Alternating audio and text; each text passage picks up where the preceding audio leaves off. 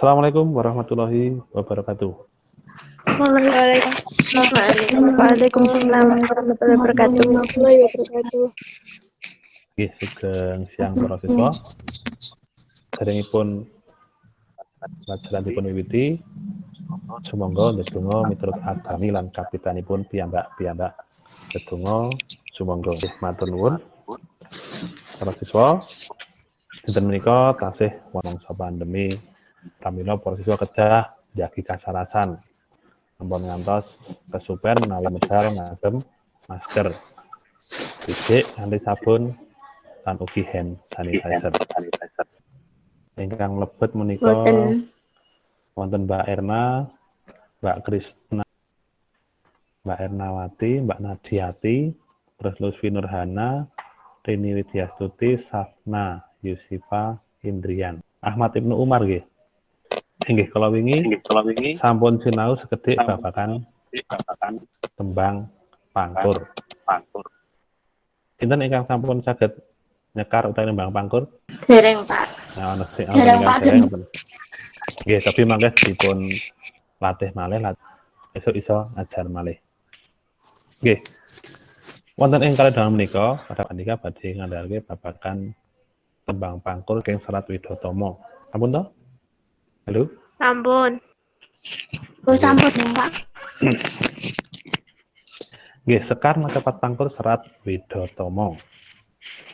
Nah, saderengipun mlebet wonten ing materi, para siswa kedah mangertosi kompetensi dasaripun ingkang pisan nggih menika menelaah teks Serat Widatama pupuh pangkur. Nah, tujuanipun ancas tujuan pembelajaran setunggal peserta didik dapat menguraikan unsur pembangun teks Serat Widatama pupuh pangkur mengenai guru gatra, guru wilangan, guru lagu. Mlebet wonten ing materi pisan nggih menika Serat Widatama. Nggih, tapi dipun waos Mbak Safna. Serat Widatama inggih menika salah setunggalipun serat anggenipun Kanjeng Gusti Pangeran Adipati Arya, Sri Mangkunegara. Nggih, matur nuwun Mbak Safna. Terus coba Mbak Rini. Serat Widatama ngandhut piwulang luhur kangge mbangun budi pakarti. Nggih, leres. Yang ketiga Mbak Lutfi. Widatama gadah piwulang babagan tata cara tumindak ingkang sae tumrap manungsa. Dumugi semanten min wonten pitakenan nah, sakmenika mlebet wonten ing sekar macapat pangkur. Ingkang sepisan materi sekar pangkur menika pangertosan sekar pangkur, ajeng ingkang kalih patokan utawi paugeran sekar pangkur. Ingkang tiga tulodo sekar pangkur, ajeng ingkang sekawan mangke gladen. Pangertosan sekar pangkur. Nggih, coba dipun waos Mbak Nadiati. Pangkur asalipun saking tembung mungkur, ingkang ateges nyingkiri utawi ngungkuraken hawa nepsu angkara murka. Watakipun sekar pangkur menika banter manter katresnan cariyos kasunyatan lan sapanunggalanipun. Terus. Nah, ajeng sakmenika mlebet wonten ing paugeran sekar macapat pangkur. Guru gatra inggih menika cacahing larik saben setunggal pada. Yang ketiga, guru wilangan inggih menika cacahing wanda saben setunggal gatra. Sampun. Nah, kalau ora wonten 7 guru gatranipun hitung. Nggih, terus. Sekawan? Sinuga. Nggih. Guru gatranipun wonten 7.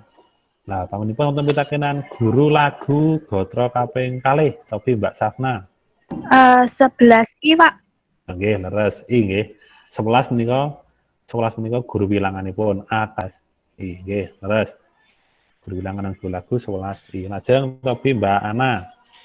Guru lagu gatra kaping 6. A. 8. Nah, pundi? Kang tumrap ing tanah Jawa. Nggih, leres. Ampun dereng? Sampun. Nggih. Nggih.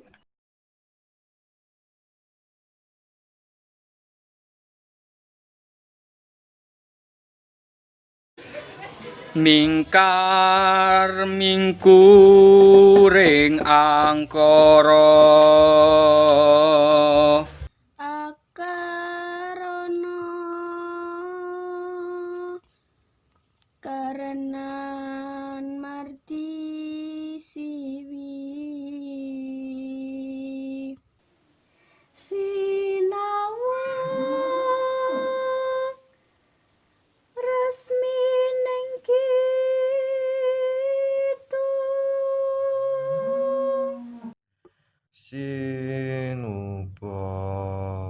Sinukarto.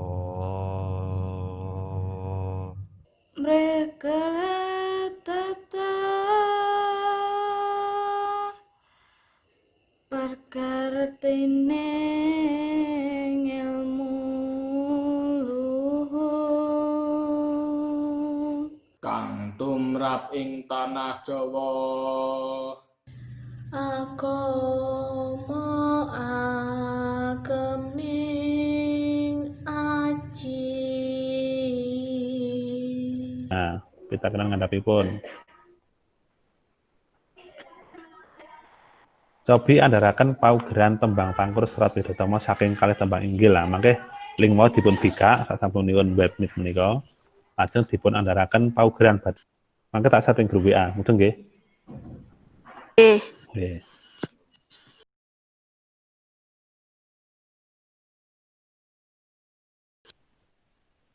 Nggih, wekdalipun sampun rampung wonten pitakenan saderengipun. Insyaallah mboten enten.